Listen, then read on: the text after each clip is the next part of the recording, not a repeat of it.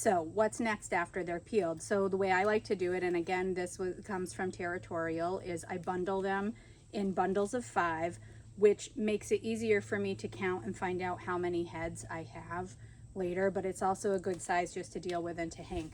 So I'm going to group them in bundles of 5, fold over at about the midway point. Then I'm just taking an elastic. I have my container of rubber bands here. Give that a twist around.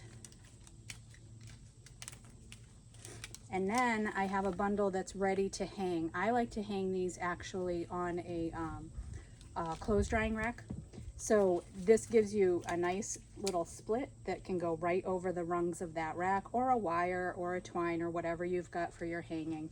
And then the nice thing about the elastics is that as this dries down and shrinks, they'll shrink with it, unlike like a twine or a string that's going to stay the same size.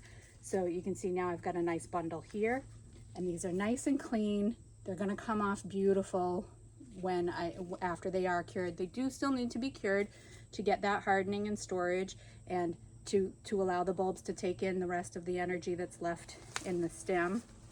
And just for comparison's sake, if we want to look at a before and after, so this is before, and if I didn't clean these off, this is how they're going on, and this is the after. So I think we can see the difference there, how much nicer these are going to come out, and how much less care these are going to need after the fact, after they're done curing. After they're done curing, these will get snipped down. The heads will be hard.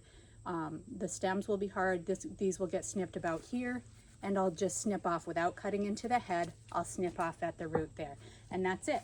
Quick and easy hack, but it makes your life a lot nicer, and your garlic will come out beautiful.